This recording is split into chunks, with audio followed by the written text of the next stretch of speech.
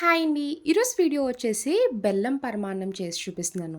శ్రావణ మాసం కూడా వచ్చేస్తుంది కదండీ! శ్రావణ మాసం వచ్చింది అంటే వరలక్ష్మి వ్రతాలు స్టార్ట్ అవుతూ ఉంటాయి.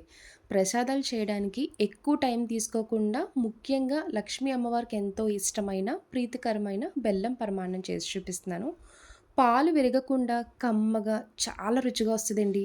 ఇలా కుక్కర్‌లో చేసుకున్నారంటే తొందరగా అయిపోద్ది. మార్నింగ్ పూజల టైంలో ప్రసాదాలు చేయాలంటే కొంచెం లేట్ అవుతది కదా!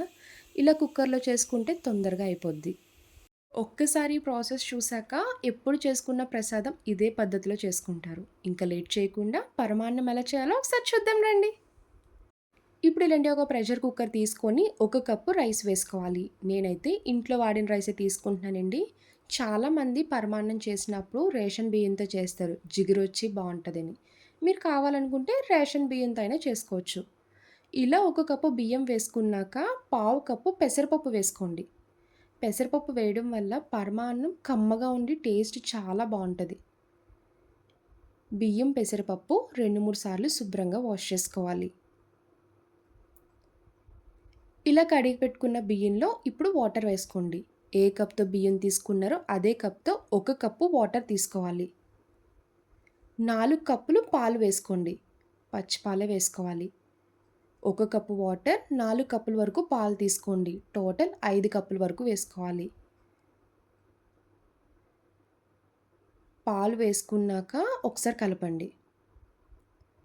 కుక్కర్ మూత పెట్టుకొని రెగ్యులర్‌గా రైస్ ఎలా కుక్ చేసుకుంటారో అలానే 3 విజిల్స్ వచ్చే వరకు కుక్ చేయాలి. ఇలా కుక్కర్‌లో చేసుకుంటే పరమాన్నం చాలా తొందరగా అయిపోద్దండి. బౌల్‌లో చేసుకుంటే కొంచెం లేట్ అవుతూ ఉంటది కదా! కుక్కర్ అయితే రైస్ తొందరగా కుక్ అయిపోద్ది. స్టవ్ ఆన్ చేసుకొని 3 విజిల్స్ వచ్చే వరకు కుక్ చేయాలి. విజిల్ వచ్చేసాక కుక్కర్ కొంచెం చల్లగా అయ్యి అప్పుడు మూత తీసుకోండి. చూడండి రైస్ అయితే మనకి పర్ఫెక్ట్‌గా కుక్ అయింది. ఇలా సాఫ్ట్‌గా కుక్ అయితే సరిపోద్ది. ఇంకా లాస్ట్‌లో కొంచెం పాలున్నాయి కదండీ! ఇలా ఒకసారి కలుపుకున్నాక మళ్ళీ ఇంకొక 2 కప్పులు పాలు వేసుకోండి. పరమాన్నం ఎప్పుడైనా క్రీమీ టెక్స్చర్ ఉండాలి. అప్పుడే తినడానికి బావుంటది.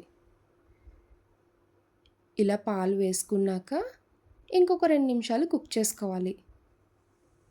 చూడండి వీడియోలో చూపిస్తున్నట్టు ఇలా క్రీమీ టెక్స్చర్ ఉండాలి. మీరు పాలు వేసినప్పుడు కూడా చిక్కటి పాలు వేసుకోండి. టేస్ట్ చాలా బావుంటది. ఇప్పుడు ఇంకా వెంటనే స్టవ్ ఆఫ్ చేసుకోవాలి. ఇలా రైస్ వేడి మీద ఉన్నప్పుడే బెల్లం వేసుకోండి. ఒక కప్పు రైస్‌కి 1 కప్పు వరకు బెల్లం వేసుకోండి. మీరు స్వీట్ ఇంకా ఎక్కువ తినేవాళ్ళైతే 2 కప్పులైనా వేసుకోవచ్చు. నాకైతే స్వీట్ ఇలా కరెక్ట్‌గా సరిపోయిందండి. ఇప్పుడు ఇందులోనే ఇలాచీ వేసుకొని మొత్తం ఒకసారి కలపండి. ఇలా బెల్లం అంతటికి కలిసేలా కలుపుకున్నాక పక్కన పెట్టండి. ఇప్పుడు డ్రై ఫ్రూట్స్ ఫ్రై చేసుకోవచ్చు. ఇప్పుడు ఒక పక్క స్టవ్ ఆన్ చేసి ఇలా ఒక కడాయి పెట్టుకున్నాక అందులో నెయ్యి వేసుకోండి. జీడిపప్పు, బాదం ఇలా కట్ చేసి వేసుకోవాలి. మీరు కిస్మిస్ తినేవాళ్ళు ఉంటే కిస్మిస్ కూడా యాడ్ చేసుకోండి. మా ఇంట్లో వాళ్ళు కిస్మిస్ తినట్లేదని వేయట్లేదండి. బాదం, జీడిపప్పు వేసుకొని లైట్‌గా ఫ్రై చేయాలి. చూడండి ఇలా కలర్ చేంజ్ అయితే సరిపోద్ది. ఎప్పుడైనా ప్రసాదాలు చేసుకున్నా, స్వీట్స్ చేసినప్పుడు నెయ్యి, డ్రై ఫ్రూట్స్ కంపల్సరీ ఉండాలండి. అప్పుడే టేస్ట్ ఇంకా బావుంటది. ఫ్రై చేసుకున్న డ్రై ఫ్రూట్స్ మొత్తం ఇలా పరమాన్నంలో వేసుకొని కలపండి. ప్రసాదాలు చేసినప్పుడు నైవేద్యం పెడుతూ ఉంటారు కదండీ! ఇలా అరిటాకులో వేసి పెట్టండి. చాలా బావుంటది. చూసారు కదండీ! లక్ష్మీ అమ్మవారికి ఎంతో ఇష్టమైన బెల్లం పరమాన్నం చేసి చూపిచ్చాను. తొందరగా, సింపుల్‌గా, టేస్టీగా అవ్వాలంటే ఇలా కుక్కర్‌లో చేయండి. చాలా బా వస్తది. మొదటిసారి వంట చేసేవాళ్ళు కూడా ఈ ప్రసాదం చక్కగా చేస్తారు. చూసారు కదండీ పరమాన్నం. నా వీడియో మీకు నచ్చితే లైక్ చేసి, షేర్ చేయండి. ఫస్ట్ టైమ్ చూసేవాళ్ళు ఎవరైనా అయితే ప్లీజ్ అండి ఛానల్ సబ్స్క్రైబ్ చేయండి. బాయ్ అండి.